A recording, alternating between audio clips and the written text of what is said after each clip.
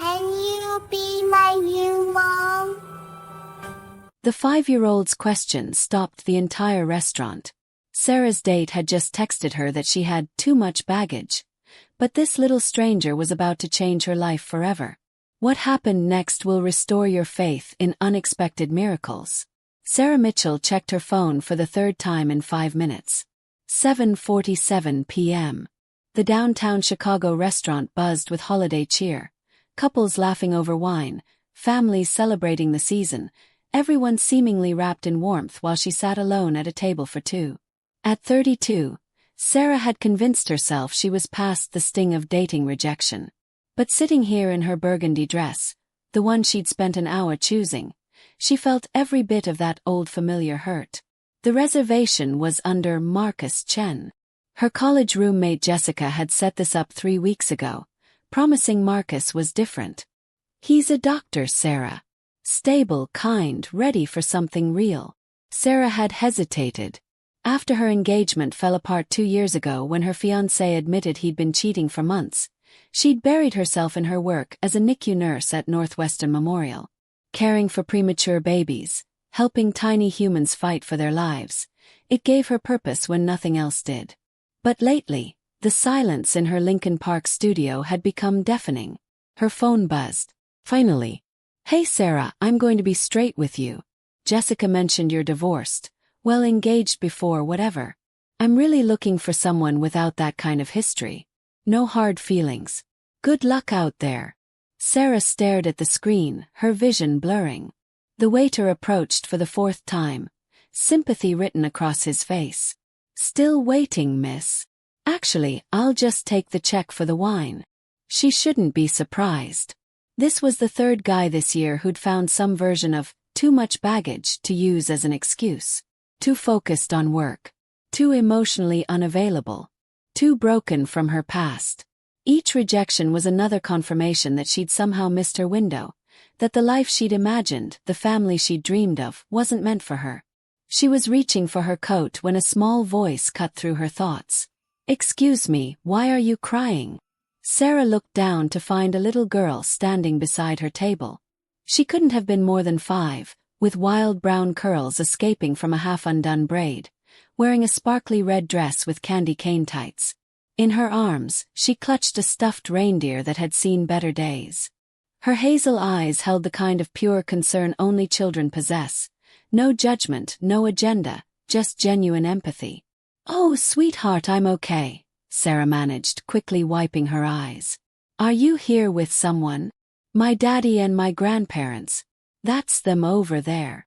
She pointed to a nearby booth where a man was half standing, clearly trying to see where his daughter had wandered off to. "But I saw you looked sad. My teacher says when people are sad we should be kind. Are you sad because it's almost Christmas and you're alone?" The directness of it made Sarah's breath catch. "Something like that, yeah." Before she could say more, the father was there, crossing the restaurant in quick strides, concern etched on his face. He was probably mid-30s, wearing a navy sweater and jeans, with dark hair that looked like he'd run his hands through it a few too many times. When his eyes met Sarah's, she saw kindness there, and something else. Recognition of pain, maybe. "Emma, honey, you cannot just walk up to people like that," he said gently, taking his daughter's hand. Then to Sarah, "I am so sorry. She's very socially fearless. It's okay. Really. She's sweet." He studied Sarah's face, the half-drunk wine glass, the empty chair, the coat in her hands, and understanding dawned. "Bad night." The gentleness in his voice cracked something open in Sarah's chest. "He didn't even show up. Sent a text saying I had too much history." She laughed, but it came out broken. "Sorry, I don't know why I'm telling you this." "Because sometimes strangers are the safest people to tell," he said softly. Emma tugged on her father's sleeve. "Daddy, she shouldn't be alone on Christmas Eve. That's really sad. Can she come sit with us? Please." "Wait. You won't believe what the father says next. This is where it gets incredible. Keep watching." This single decision changed 3 lives forever. The man looked back at his booth, where an older couple was watching with interest. Then back to Sarah. I know this is completely weird, but my daughter makes a good point. We're celebrating my mom's birthday. She always orders enough food to feed the entire restaurant. And Emma seems pretty convinced you need company. He offered a small, self-deprecating smile. I'm Owen Hayes, by the way. And this is Emma, as you've discovered. We have deep dish pizza coming, Emma added enthusiastically. It's from Lou Malnati's, and Grandma lets me eat as much as I want on special days. And then we're getting birthday cake. You like cake, right? Sarah knew she should politely decline. Go home, change into her sweatpants, maybe call Jessica to vent about yet another disaster.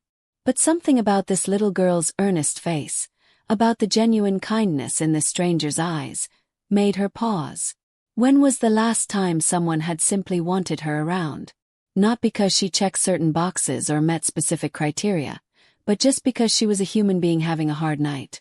If you're really sure I wouldn't be imposing. Not at all, Owen said, and he sounded like he meant it. Come on. My parents are going to love this story. Emma kept hold of Sarah's hand as they walked to the booth, chattering about how Grandma was turning 62, which was pretty old but not as old as her teacher Mrs. Rodriguez, who was probably 100. Owen's parents, Linda and Tom Hayes, welcomed Sarah with a kind of easy warmth that made her throat tight. Linda, a black woman with silver-streaked locks and laugh lines around her eyes, simply scooted over and patted the seat beside her. Any friend of Emma's is family here. I'm Linda, and this is my husband Tom. Tom, a white man with a weathered face and kind blue eyes, raised his beer bottle in greeting. Happy to have you join us. Fair warning. We're loud, we're embarrassing, and we have absolutely no filter when it comes to telling stories about Owen as a kid. Sarah has no idea what's about to happen at this table. The question this little girl is about to ask will leave you in tears. Don't skip ahead, you need to see how this unfolds. Dad. There was this one time in middle school, Tom started, and Owen groaned. Over deep dish pizza and Caesar salad. Sarah found herself relaxing in a way she hadn't in months. The conversation flowed easily. Linda asked about her work, genuinely interested when Sarah described the NICU, the tiny preemies she helped care for.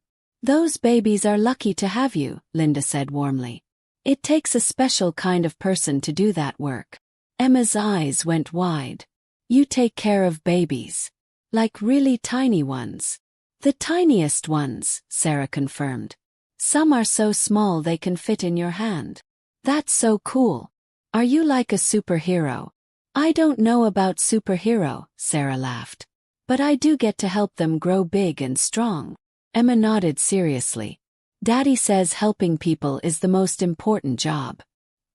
He designs houses for people who don't have money, so they have nice places to live. Owen had the grace to look embarrassed. I'm an architect.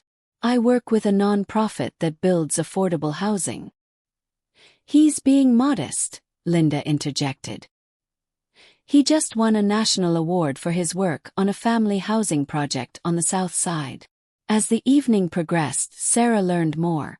Owen's wife, Emma's mother, had died 3 years ago from ovarian cancer. She'd fought for 2 years, trying every treatment, determined to see Emma grow up. She'd made it to Emma's 2nd birthday before she passed. Owen shared this quietly, while Emma was distracted showing Tom her reindeer's missing eye. He got in a fight with the cat and lost.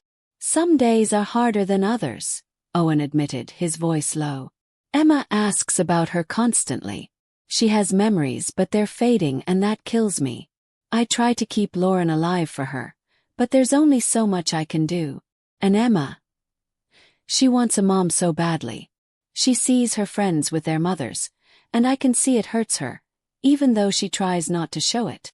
Sarah's heart ached for this little family. She found herself sharing her own story, about Jason, her ex-fiancé, who'd promised her forever while sleeping with his coworker. About the years she'd spent thinking she'd be a mother by 30, about how she'd poured all that unrealized maternal love into her work. The NICU babies need me, she said softly. It helps fill the empty space. Or at least I tell myself it does. Emma, who'd been coloring on the paper tablecloth, suddenly looked up at Sarah with those serious hazel eyes. Do you have kids? No, sweetheart, I don't. Do you want kids? The question landed like a punch. Sarah felt her throat close up. I did. I always thought I would. But things didn't work out that way. Emma nodded, processing this with the gravity only children can muster. She set down her crayon and turned to face Sarah fully. My daddy is lonely, she announced. I can tell because sometimes late at night, I hear him crying in his room. He thinks I'm asleep, but I'm not always. Emma, honey. Owen's face had gone red. But Emma wasn't finished. With the blunt honesty of childhood, she looked at Sarah and asked, Can you be my new mom? Did you hear what she just asked?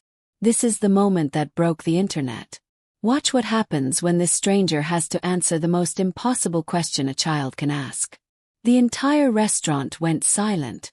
Keep watching. Sarah's response will wreck you. The restaurant seemed to freeze. Linda's hand flew to her mouth, her eyes bright with tears. Tom looked like he was trying not to smile. Owen looked absolutely mortified. And Sarah felt tears streaming down her face before she could stop them. She slid out of the booth and knelt beside Emma's chair, bringing herself to eye level with this extraordinary little girl. Sweetheart, being someone's mom is a very, very special thing.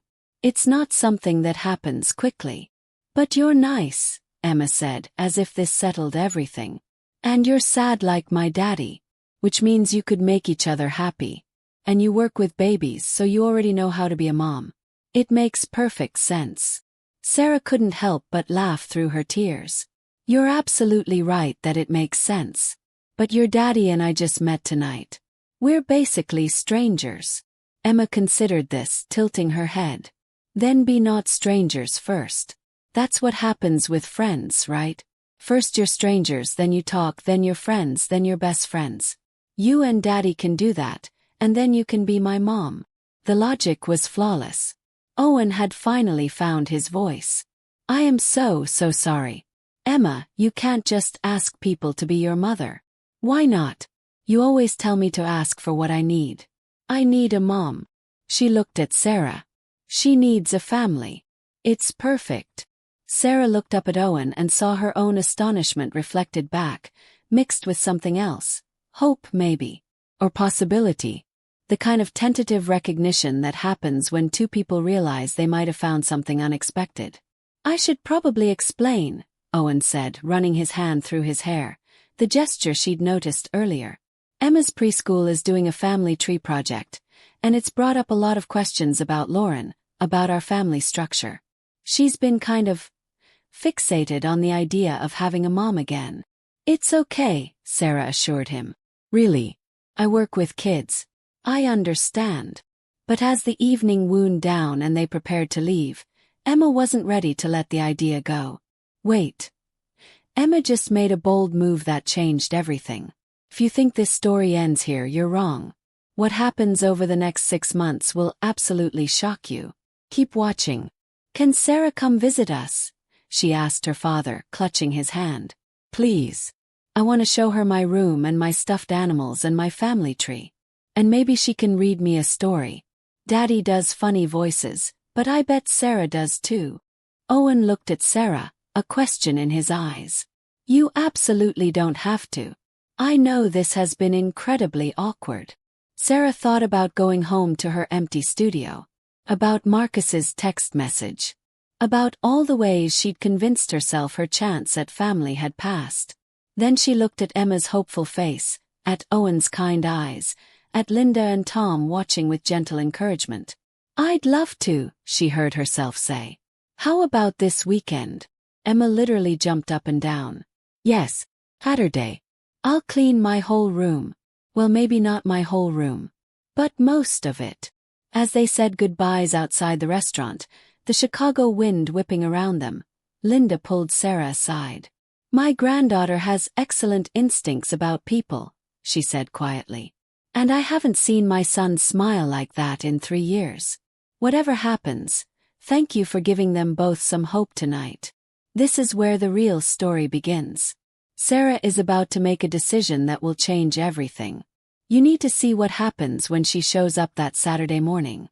Over the following weeks, Sarah became part of Emma's world. She visited Saturday mornings, helping with the family tree project, reading stories, teaching Emma about the human body in simple terms that delighted the 5-year-old. So my heart is like a pump? That's so cool. Owen was always there, watching his daughter bloom under the attention, gradually opening up about his life. He told Sarah about the impossible balancing act of single parenthood, working full-time while trying to be present for every preschool event, every doctor's appointment, every milestone. The guilt is the worst part, he admitted one afternoon. Emma was napping, and they sat on his couch in his Logan Square bungalow, coffee mugs between them, speaking in hushed tones. I know I need to work to provide for her. But every late night at the office, every business trip, I feel like I'm failing her. Like I'm not enough. You're doing an incredible job, Sarah said firmly. Emma is happy, healthy, and so full of love. That's because of you. Owen reached over and took her hand, his thumb tracing gentle circles on her palm. For what it's worth, you're amazing with her. She adores you. I know she kind of put us both in an impossible situation that first night, but I'm grateful she did. I wouldn't have had the courage to approach you otherwise. Why not? Because you were dealing with your own pain. 'Cause I thought maybe I was too broken to try again. Because loving someone and losing them destroyed me, Sarah. Destroyed me. And I wasn't sure I could risk that again. He paused, meeting her eyes. But Emma reminded me that love is always worth the risk. That shutting yourself off from the possibility of joy doesn't actually protect you from pain. It just leaves you hollow. Sarah told him about her own journey, about the years of thinking she'd be married with kids by now, about watching all her friends from nursing school have babies while she remained stuck in the aftermath of Jason's betrayal. I think that's why I became a NICU nurse, she admitted. If I couldn't have my own children, at least I could care for others. It helped fill the empty space. But Emma. Her voice cracked. Emma makes me hope again. And that terrifies me. Me too, Owen said softly. But I think maybe that's how you know it's real. On Christmas Eve, Owen invited Sarah to spend the evening with them. Linda and Tom were there too, and the small bungalow was warm with the scent of sugar cookies and pine. Emma had made ornaments for everyone, carefully painted with more glitter than any surface should reasonably hold. The one she gave Sarah said, "My favorite nurse," in wobbly letters with a lopsided heart. After dinner, as they sat by the tree, a slightly crooked Douglas fir that Emma had insisted was perfect, Emma crawled into Sarah's lap with a book. It was the most natural thing in the world, this small weight of trust and affection. As Sarah read, doing different voices for each character, which Emma found hilarious, she felt Owen's arm settle around her shoulders.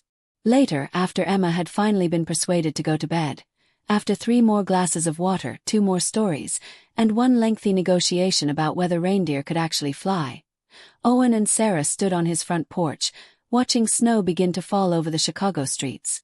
"She's going to ask again," Owen said quietly.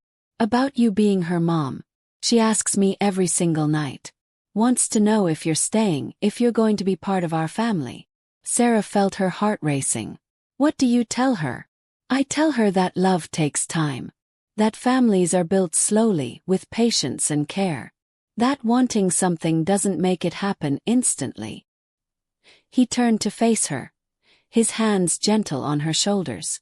"But I also tell her that sometimes when you find the right people, it feels like they were always meant to be part of your story. Like you were just waiting for them to find their way home." Sarah looked up at this man who'd entered her life on the worst night, who'd offered kindness when she'd expected nothing, whose daughter had somehow seen exactly what Sarah needed before she knew it herself.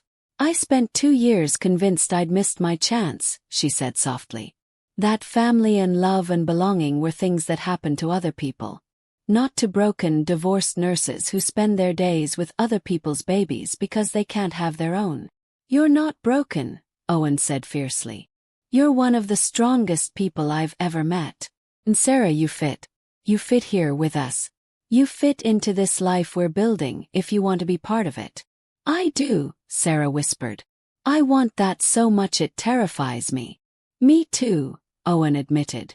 But I think maybe that's how you know it's worth it. He kissed her then, soft and sweet under the falling snow, and Sarah felt something in her chest unfold, like a flower finally finding light after a long winter. On a sunny Saturday in June, Sarah moved her things into Owen's bungalow. Emma helped, carefully carrying small items and announcing where everything should go. This goes in the kitchen. This goes in the living room. This is important and goes on my shelf. When they reached the bedroom that would now be Sarah's too, Emma stopped in the doorway. So you're really staying? Forever and ever? Sarah knelt down, taking both of Emma's small hands in hers. I'm really staying if that's okay with you. Emma bit her lip, suddenly looking younger than her 5 years. Can I call you Mom? The question, asked with such hope and fear and longing, made Sarah's eyes fill with tears. I would be so honored if you called me Mom. Emma threw her arms around Sarah's neck. I knew it, she said triumphantly. I knew that night at the restaurant. I told Daddy you were the one. I told him. Later, as they unpacked boxes and arranged furniture, Owen pulled Sarah close. Thank you, he whispered. For staying that night. For giving us a chance. For loving us both. Sarah thought back to that Christmas Eve, sitting alone at a restaurant table, convinced she'd been rejected yet again. That love and family weren't meant for her. She thought about a little girl brave enough to ask an impossible question. About kindness offered freely. About how sometimes our greatest blessings arrive in the moments we feel most broken. Thank you for seeing me, she said. For letting Emma approach a sad stranger. For inviting me into your family. For showing me it's never too late. From down the hall, they heard Emma singing to herself, a made-up song about having the best family in the whole world. Owen and Victoria looked at each other and smiled. Because sometimes the best things in life start with rejection and end with belonging. Sometimes it takes a 5-year-old to see what adults are too scared to hope for. And sometimes the family you're meant to have finds you in the most unexpected ways. Asking the most impossible questions, offering love when you need it most. Can you be my new mom? Emma had asked, and Sarah had learned to answer yes. Not just to the question, but to all of it. To second chances and unexpected love, to healing and hope, to the beautiful chaos of building a family from broken pieces and brave hearts. And as the afternoon sun streamed through the windows of their home, Sarah finally understood what belonging felt like. Felt like small hands trusting yours. Like a man who sees your scars and loves you anyway. Like being chosen not despite your past, but because of everything you've become. It felt like laughter in messy rooms and goodnight stories. Like Christmas lights and birthday celebrations and ordinary Tuesday nights that feel like miracles. Felt like finally being exactly where you belong.